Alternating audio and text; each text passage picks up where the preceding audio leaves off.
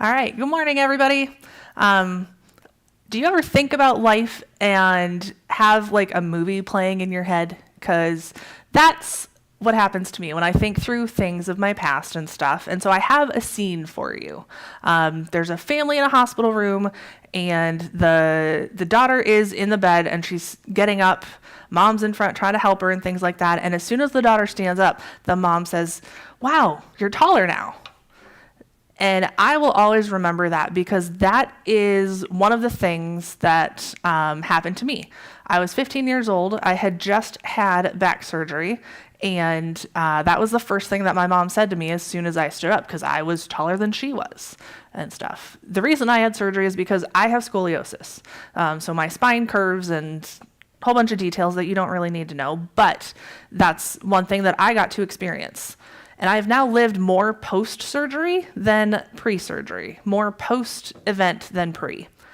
We've been in a series the last few weeks about some of the deepest and most common questions that people ask. And there have been some doozies. Today is no different. Today's question is, will there ever be a cure for all diseases? For those that don't know me well, I work in the medical field. No, I'm not a doctor, thank goodness. No, I'm not a nurse. Thank goodness. I don't want to do either of those. But I found the perfect blend of the medical field where I get to play with tools and I still get to help people. It's a smaller, tiny little field called orthotics and prosthetics. So I get to make braces for people who've had a stroke and can't clear their toe. I get to make prosthetics, artificial limbs for somebody who lost their leg. To me, that is just so rewarding. And I get to work with people on a daily basis who have a diagnosis and or are dealing with a loss every single day. And a lot of times there's more than just the physical that's going on with them.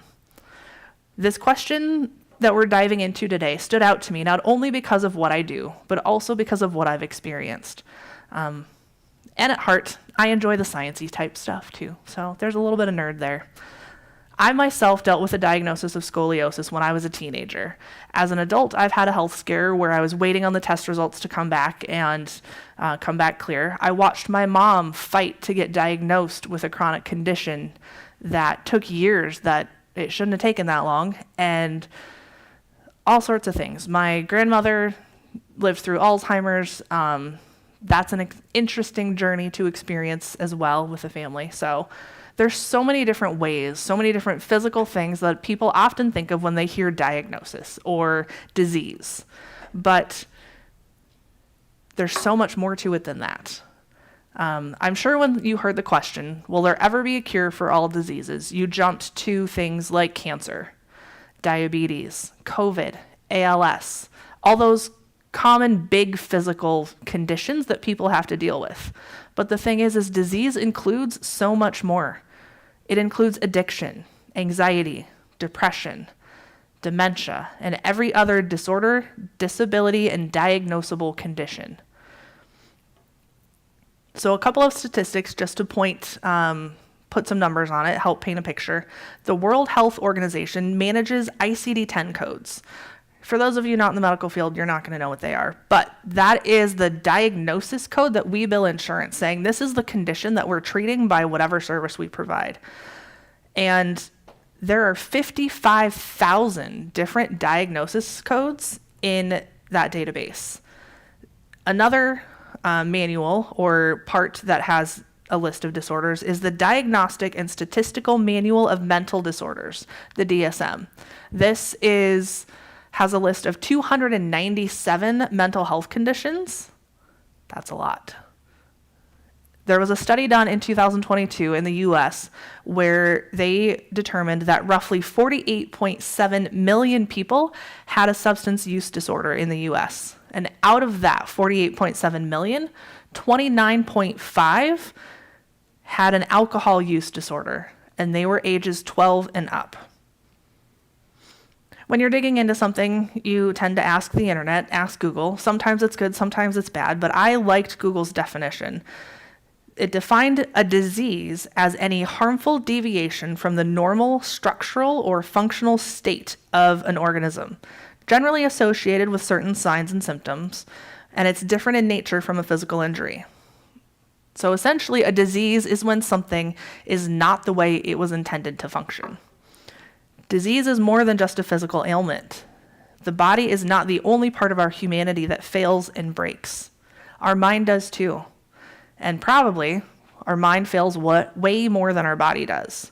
Regardless of which one is failing or broken, we don't like admitting either one. But each person is both a body and a mind, both of which have disorders that are possible in this world. But it's the soul that's key, because it's the soul's choice as to how this life truly goes. The soul, meaning your heart posture. What way is your heart leaning? Where is your heart focused? It's the heart posture that decides if you can find joy in your circumstances and in your trial. While the initial answer to this question is simple, no, there will never be a cure for all diseases before we're in heaven. But there is so much more to unpack to this question. And please know that none of today's discussion is intended to gloss over or disregard the pain of battling a disease. It's not meant to be considered flippant for those that have dealt with the tragedy of someone who's lost a disease, or if you're in the middle of that battle. It's not an easy thing to go through. But there's more to it, so that's what we're digging into. When you receive that diagnosis, a million questions are going to go through your head. Why? How? What for? What does this mean? And on and on. I firmly believe that every single person on the planet is impacted by disease. If you don't personally have one, then you either haven't been diagnosed yet, or you do know someone who does have a diagnosable disease. And we've had multiple encounters, or you will. If you haven't already, you're probably going to. Like I've shared, my mom has a chronic condition called fibromyalgia, where she has chronic pain all the time. I had scoliosis. My grandmother battled Alzheimer's. My dad has had lung cancer and diabetes. My sisters had things. I have friends who have battled depression, anxiety, both, sometimes all at the same time. So it can be a lot. A lot of things can come up in this world, but when you stop and think outside of yourself, when you zoom out of our modern day self-focused view, it's a lot more easy to see that every single person is battling something. And often, as soon as one battle lightens, doesn't another one begin? We battle so many things throughout our lives. Some of them are diagnosable diseases, some are just trials. Sometimes it's both at once. My question for you is whether you are the one with the diagnosis or with a loved one who's battling a diagnosis. How are you living through it? Not an easy question to answer, but that's part of our focus for today. How are you living through the disease that's involved in your life? To start with that, you need to know, why do diseases exist? Something that we all have wondered from time to time, especially if we're the one sitting in the medical office waiting for more information. But this question goes right back to our suffering question that Carl talked about a few weeks ago, and he said that God allows things in this fallen and broken world, but he does so for greater good. So one story in the Bible that comes to mind with this is the blind guy from John 9. We'll talk about a couple verses. If you want to read more, go and read the whole thing or read the context of it and everything, but we're going to focus on chapter 9, verses 1 through 3. So as he went along, he saw a blind man from birth. His disciples asked him, "Rabbi, who sinned, this man or his parents, that he was born blind?" "Neither this man nor his parents sinned," said Jesus, "but this happened so that the works of God might be displayed in him." See, even in the biblical days, the disciples wondered what happened. They thought it was someone's fault that this guy was born blind, but that was not the case.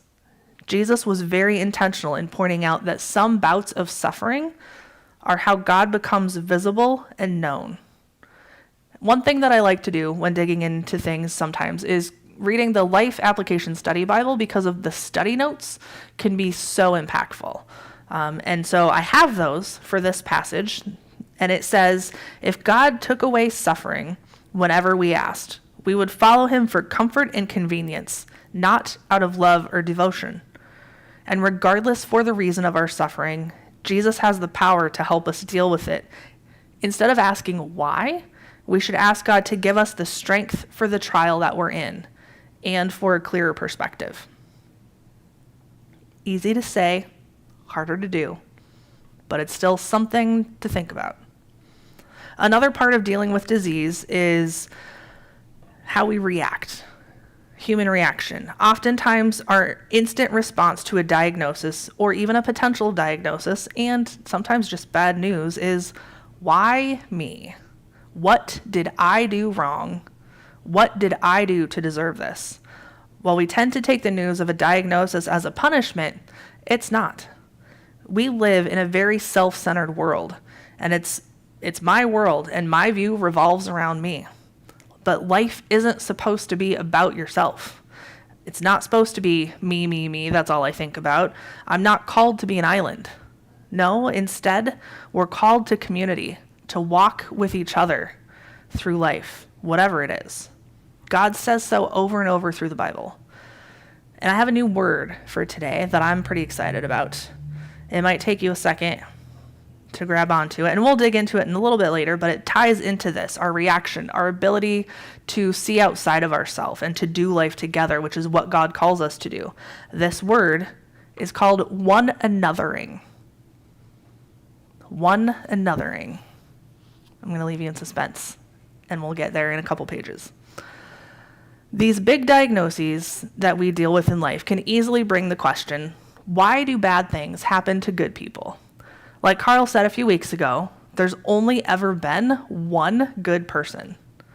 Tagging on to that today, there's only one person the way that God intended us to be, and that's Jesus. So if we believe that God allows diseases, disorders, and disabilities, just to have a little alliteration for you, and we believe that God is also a loving God, then there's way more to these conditions than we can understand. Last week, Carl talked about Job and how God had to remind Job that he would never understand things the way that God did. He wasn't God. He didn't have the capacity to do that. And since God had to remind Job, how much more do we need those same reminders today? Probably more. I feel like our society is more instant, more distracting, a little more ADD than maybe we used to be. So reminders are a great thing. Another Old Testament book where someone questions God and gets answers is Habakkuk. Habakkuk was a prophet roughly the same time as Jeremiah, and he was a man that wanted answers.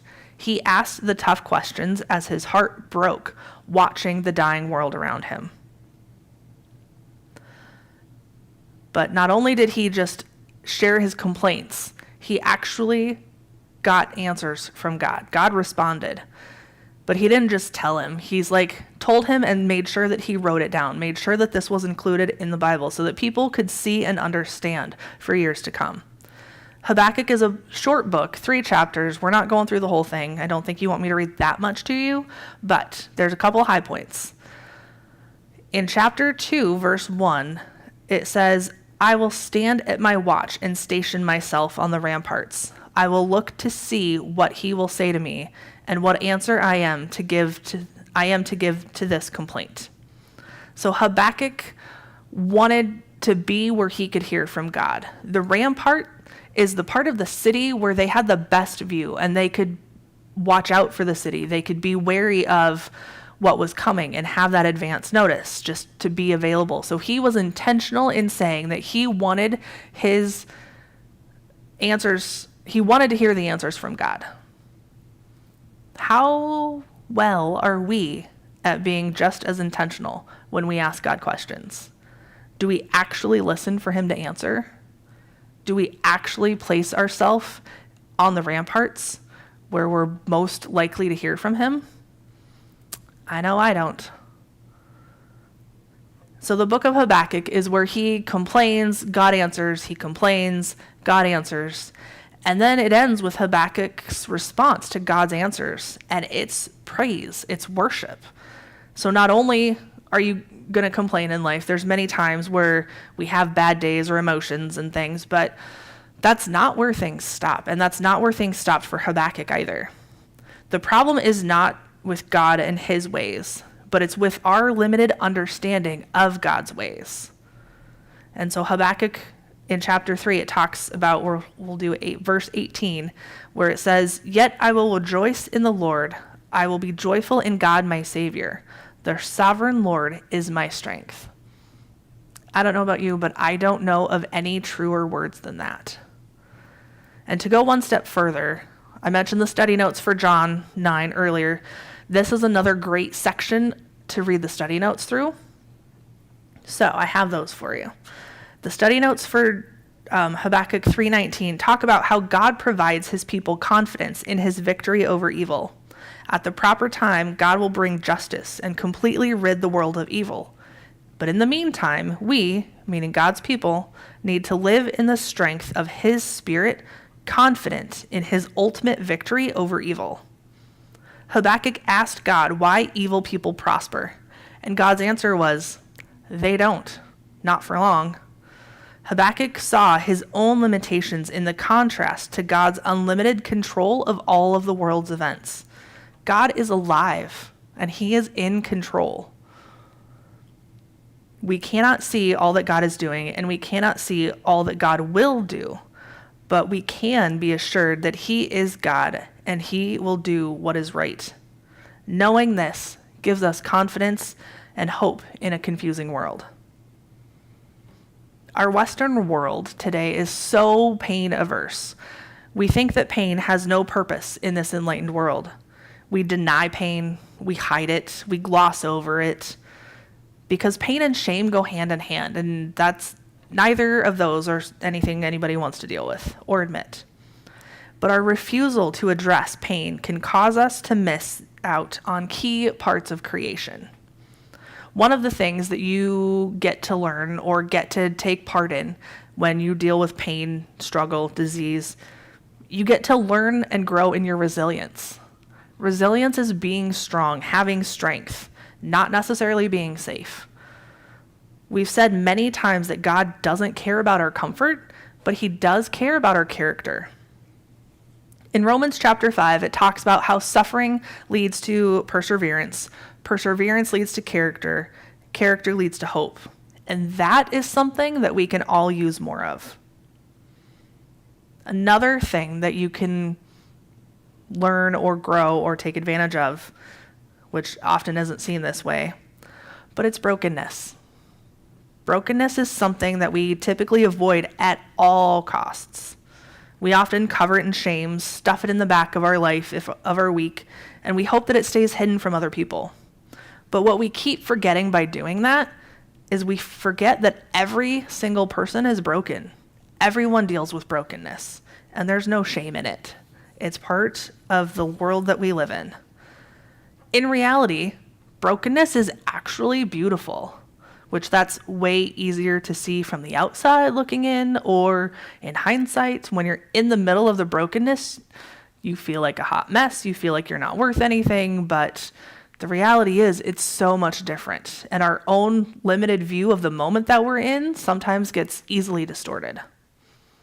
There are so many different causes and different ways in our life that parts of our life break.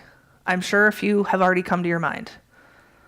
And it's easy to think that when a diagnosis is given to you, when people find out of your diagnosis, that they will view you differently. They're either going to pity you or judge you, depending upon what disease we're talking about, because, people don't share that they've had an addiction issue because they don't want to be told that it's their own fault. If you had just stopped drinking, then you wouldn't be an alcoholic, but it's not that simple. If you would eat better, then you wouldn't have issues with your health. It's not that simple. And because our society is so easily judgmental, that's one of the reasons we don't want to be vulnerable and we don't want to share. And in fact, a disease is only one of the ways that we've felt broken. We're afraid of being seen differently with our disease. But the question is, as Christians, we're already called to be seen differently, to live differently. So why is that still a problem? To be known that you're going to be seen differently? We should be like, yes, that's what I'm supposed to do, so that's a good thing. But again, way easier to say than to actually live through. Instead, we should be focused on God, because God always has a plan, whether we get it or not. And more often than not, I don't think we get his plan, or even the part of the plan that we're in the moment. But we should have faith in him and trust in him, and that is what matters. I may struggle with control sometimes, here and there. I may have a problem understanding the big picture. I like more details than often are allowed or in any given moment. But I have a quote in my living room wall by Martin Luther King, and it says, "You don't need to see the whole staircase. Just take the first step." And that's how we should be doing this life, is taking step by step. In fact, I actually have multiple reminders throughout my house because I'm human. I forget things. My mind goes dark. I need more reminders than some people, or than just as many as everybody else. But I have things that say, today I choose joy, or I'm grateful for what I have. All sorts of things. And that's human.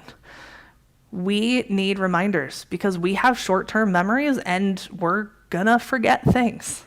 That's why things are repeated in the Bible. And to think that you can go through life without being broken, that's impossible. As sinners, we are already broken. Oftentimes throughout life, we're broken in multiple different ways. There's many different people that you could pull their story from online and just be like, oh my gosh, this person survived this tragedy. How amazing. And there's quite a few examples, but one that has stuck out to me is this couple named Jay and Catherine Wolfe. And Catherine survived a stroke, a brainstem stroke that was catastrophic. She had it when she was 26 years old, 6 months after having her first baby.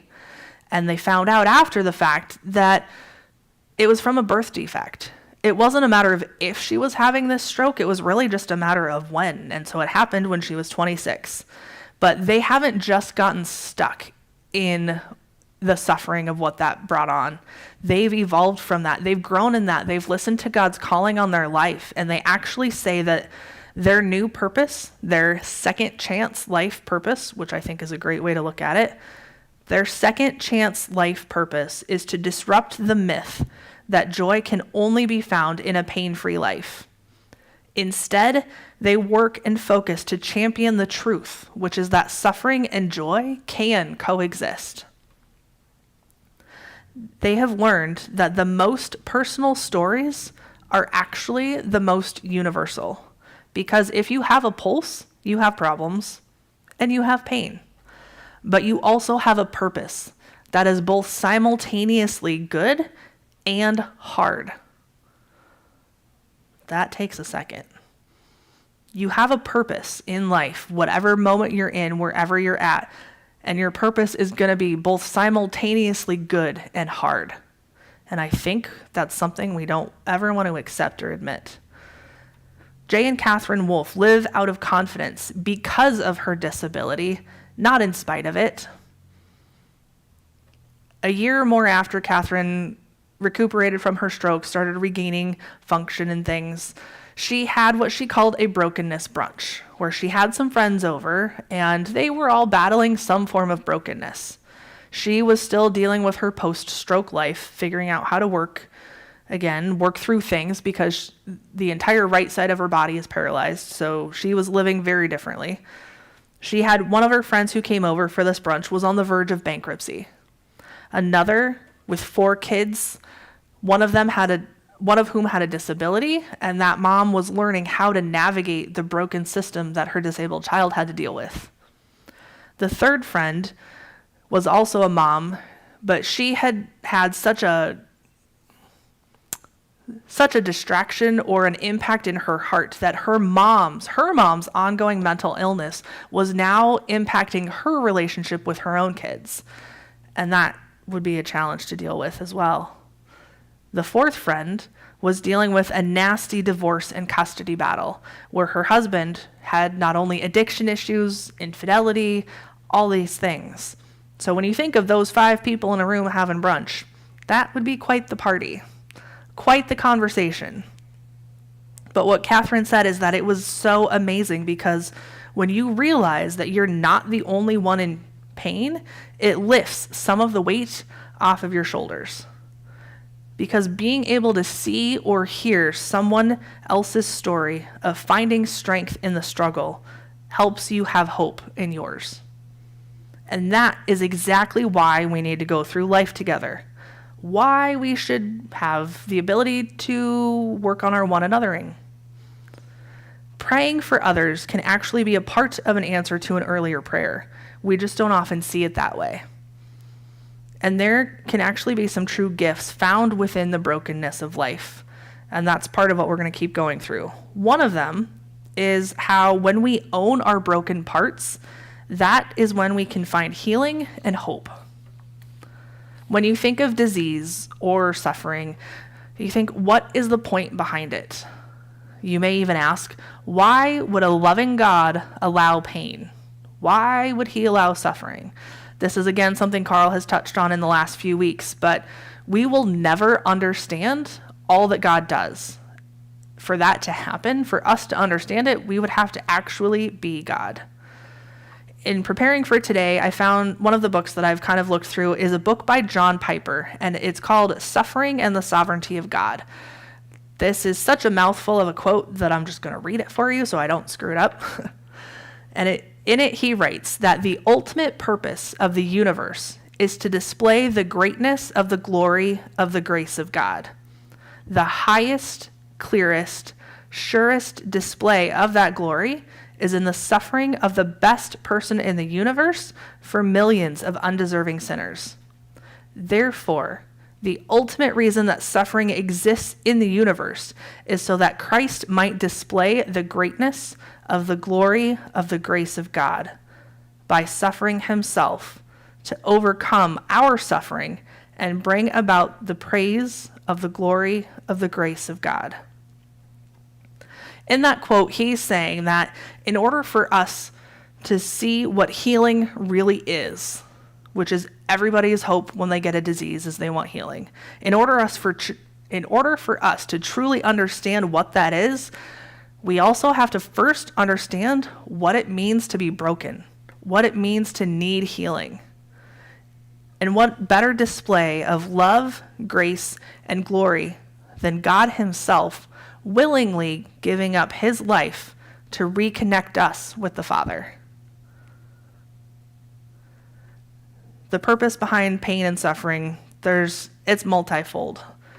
One of the things is we can learn things from it. We can learn things through it. One of those things is that suffering can actually wean us from this world and help us to set our hope fully on God, in God. Romans 5, which I mentioned earlier, talks about perseverance leading to strength, leading to character, leading to hope. But it's also about hope because God's love has been poured into our hearts, which is something I think we lose sight of way too often. Another verse that talks about this is 2 Corinthians chapter 4, verses 16 through 18. And in that it says, "That is why we never give up. Though our bodies are dying, our spirits are being renewed every day. For our present troubles are small and won't last very long. Yet they produce for us a glory that vastly outweighs them and will last forever. So we don't look at the troubles we can see now. Rather, we fix our gaze on things that cannot be seen. For the things we see now will soon be gone, but the things we cannot see will last forever." One of the other things that we can learn and grow in during a time of suffering, a time of disease, is the fact that it builds compassion in our lives. Because to see someone else struggling can break your heart, especially if it's in the same area that you've struggled in. Suffering and struggling also help us to become more bold. God uses it way more than we realize or than we probably even appreciate. But God used it as a deployment tactic, putting the disciples and apostles and believers in areas that they would never normally reach, connecting them to people that they would not have come across. And otherwise, if he wouldn't have done that, if they wouldn't have had to go through times of suffering, times of pain, the gospel would not have spread the way that it did. Loss and suffering that is joyfully accepted for the kingdom of God shows the supremacy of God's worth more clearly than all worship and prayer.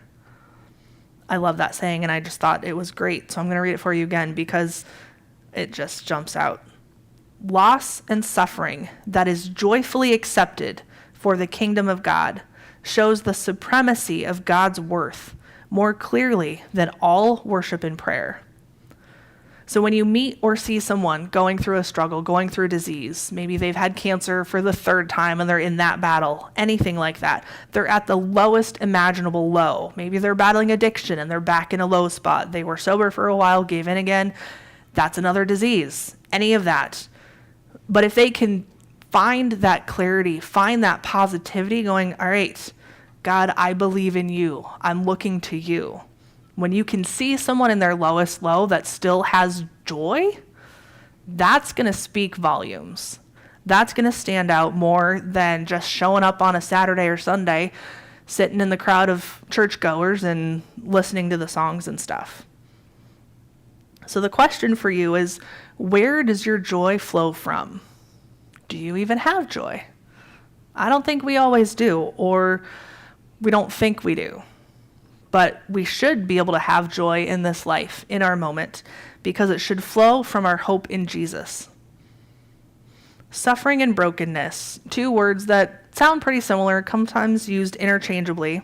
And they're similar, but they're still different. Because brokenness means that you have suffered, but just because you've suffered doesn't mean that you've been broken.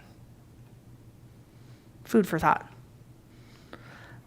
In going through disease, suffering, one of the other questions is, what does God intend with it? What's the point of it? And the point is that it helps give us reminders that we need to lean into him, that we need to worship through it. Sounds weird, but it's still something that it is possible. It's possible to worship through the struggle. One story of this in the Bible is Paul. He has a thorn in his side that he talks about in 2 Corinthians chapter 12. So let's read 7 through 10. Even though I have received such wonderful revelations from God, so to keep me from becoming proud, I was given a thorn in my flesh, a messenger from Satan to torment me and keep me from becoming proud. 3 different times I begged the Lord to take it away. You could say, I begged God to take this away. That's what he's saying. That's what he's explaining. Begging for something to be taken away doesn't mean you're just going, okay, let's have a nice day. Like, let's take this away and moving on. If it's really a thorn, it's going to be something that is burdening you. It's suffering. It's taking an overwhelming portion of your life. But every time Paul took that request to God, God's response was, my grace is all you need. My power works best in weakness. So now I am glad to boast about my weaknesses, Paul says, so that the power of Christ can work through me. That's why I take pleasure in my weaknesses and in the insults and hardships, persecutions, and troubles that I suffer for Christ. For when I am weak, then I am strong. Paul's thorn could be anything. It's never actually identified what it specifically was. It could have been a physical condition.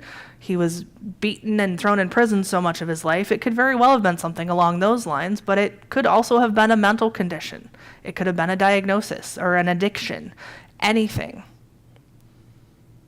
And that just proves that any diagnosable disorder, condition, anything, like, there's so many out there. There's so many possibilities. It doesn't really matter which one you have, which might sound harsh, but there's still ways to grow past it or grow through it or worship through it. In Psalm 90, verse 12, it says, teach us to number our days that we may gain a heart of wisdom. Wisdom is something that requires thought. Thought requires awareness, and being aware of the fact that we have just a limited time on this earth is something that I think we often forget. When you think about that, though, the fact that you only have so many days, you might think, well, gosh, what's disappointing. When you get that disease, when you get that diagnosis, you might go, well, gosh, what is this disease going to make me miss out on in life? How many days is it going to take away from me? But the problem is, or the truth is, that having a disease, getting a diagnosis, doesn't actually change the number of days you had on this earth. They were numbered before you took your first breath. It's just making you aware of the fact that it's not an infinite number of days. And while we don't want to hyper focus on this, whatever your days hold, you still get to choose how you handle them. So you could ask yourself, what are you doing with your days? But also, what are you doing with your disease? Are you looking to God? One of the next things is a reminder for us to lean in. So are you leaning into God on a daily basis? Having belief in God is one thing. Anybody can say that. A lot of people do. Oh, I believe there's a God. Just because he exists doesn't mean that they have that relationship. But we have to act on that belief. Otherwise, it's not going to grow and it's not going to form. Which is why we need to have a relationship, but also why we need to remember. The word remember is actually listed more often in the Bible than the word believe. And we have short-term memories, which is why things are on repeat. Why we get little signs in our house to say, hey, I should just be able to tell myself to think about more than that, not get hyper-focused. But we need to remember that God has intention for everything. As Carl said last week when we're talking about belief, a lot of people in America say that they believe. 50% actually say that they believe in God, but they don't actually go to church. That seems like a problem to me. Because God designs us. He designs life in order to deepen our love for Christ. Philippians 4:19 talks about how needs are met, not our wants. In it says, and this same God who takes care of me will supply all of your needs from his glorious riches, which have been given to us in Christ Jesus. Part of leaning into God, part of building that relationship with him, is bringing all of who we are to him. That includes what we feel, what we struggle with, where we break, how we fail, everything. By bringing it to God, we actually get to communicate with him. When you think of human relationships, you're going to have emotions, discussions, disagreements, arguments, all of those things. But those communication ways, whatever they are, positive, negative, like back and forth, those ways are how your relationship gets stronger, how you get closer with the people that you're in relationship with. So, and the same is true for a relationship with God. Cherishing Christ is not meant to be monochromatic. It's not supposed to just be, oh, here's the high things, that's it. I'll see you next Saturday or Sunday. You're supposed to live the whole spectrum of the human experience with God. Take your emotions to him. Take your struggles to him. Tell him how you feel broken. He wants to hear it. In 2 Corinthians chapter 4, verses 7 through 8, it says, we now have this light shining in our hearts, but we ourselves are like fragile clay jars containing this great treasure. This makes it clear that our great power is from God, not from ourselves. We are pressed on every side by troubles, but we are not crushed. We are perplexed, but not driven to despair. So we're going to have emotions of all kinds. We're going to have good days and bad days. We may feel like we're getting crushed, but it's not as bad as it feels, which is hard to realize sometimes, depending upon the day. But you don't go through life alone. You don't have to deal with that crushing feeling, with that brokenness by yourself. The next part could be a challenge, but I think it's one of the many good things. In pain, in suffering, you can worship through it. While that doesn't necessarily make sense, think about this. Blessing comes in what God does for us, with us, and through us. Did you catch that? It's not just what we get, but it's also what comes into our life, what opportunities we're given. Blessing comes in what God does for us, with us, and through us. So are you taking advantage of the opportunities that you've been given in your day? Do you reach out to the people that come to mind? Are you kind when you can be?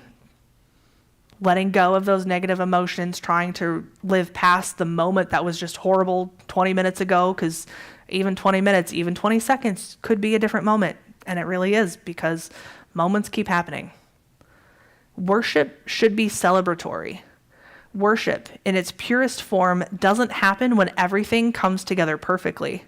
Worship is most powerful when everything is actually falling apart. In my weakness, he is strong. Why?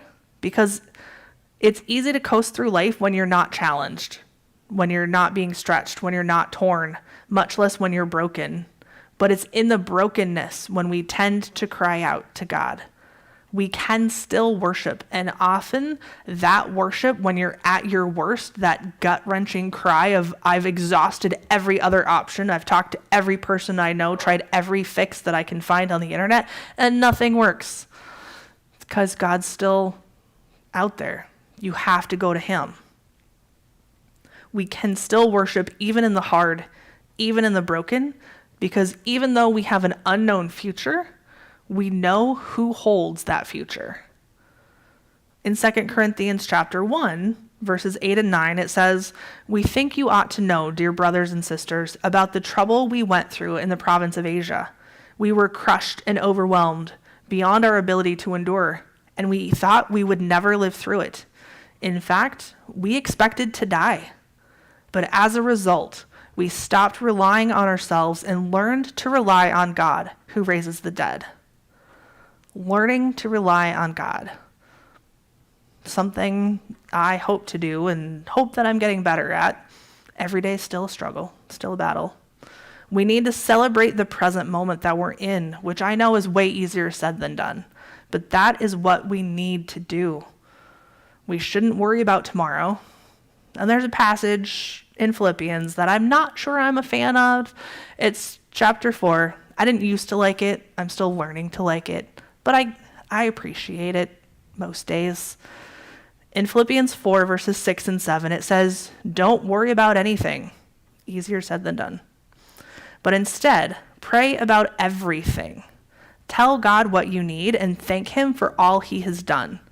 Then you will experience God's peace, which exceeds anything that we can understand. His peace will guard your hearts and minds as you live in Christ Jesus." And who doesn't want more peace? No one I know. We all have a seat at God's table if we are willing to be vulnerable enough to sit down to the life that we have, whether it's good, bad, or ugly at the moment. We need to sit down and celebrate the life, not only where we are, but also the life that we can't yet see. Because God is the creator, the planner, and he knows what's to come and why. We just have to trust him. Another thing that we can learn and grow in through something like this is learning how to receive love. We have to get better at doing this, and I think it's something everything struggles with. It's as simple as accepting a compliment, which we can't often do. Our neural pathways are a little jacked up. But this is where the new term for today comes in. The term is called one anothering. And it's defined as living.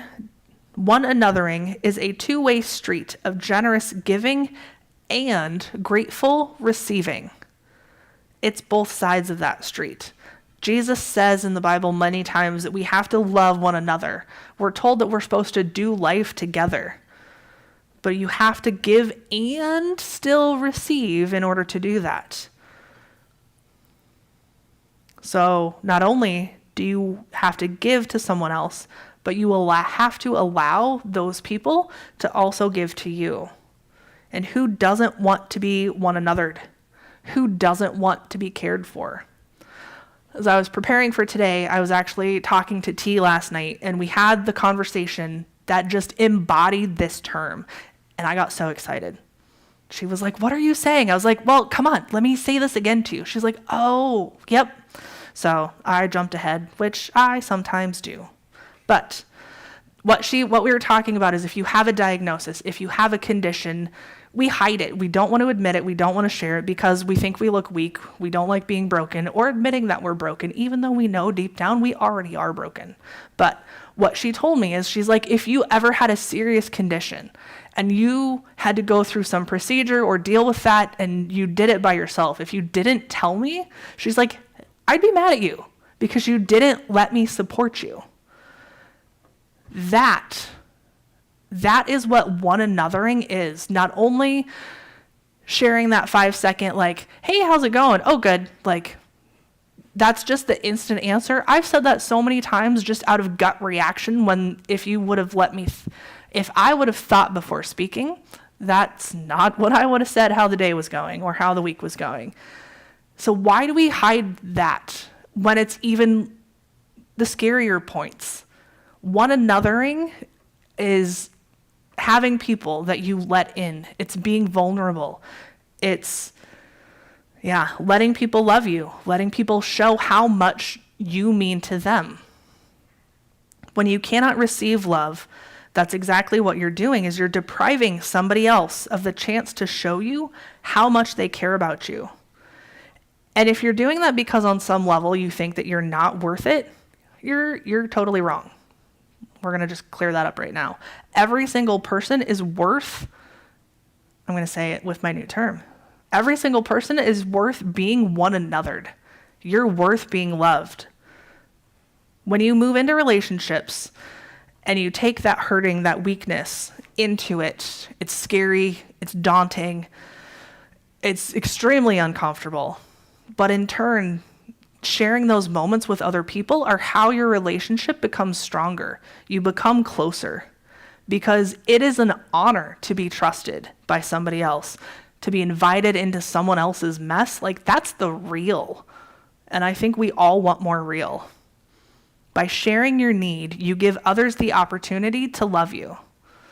And by sharing first, it makes it easier for others to share with you because you've already trusted. So you're probably also going to be trustworthy when the shoe is on the other foot. And isn't that what we all want, to feel loved? Why then do we make it so hard to see and do? We absolutely, without a doubt, need to work on our one anothering. If you think of nothing else with today, take away the fact that your one anothering needs to be like your next priority, the next strength you develop. Both ways though, giving and receiving. Because if you don't have both, then you're not truly one anothering. We need to also learn to live open-handed and wholeheartedly. We all experience loss at some point. It's unavoidable. But let's lay down our fears about that loss.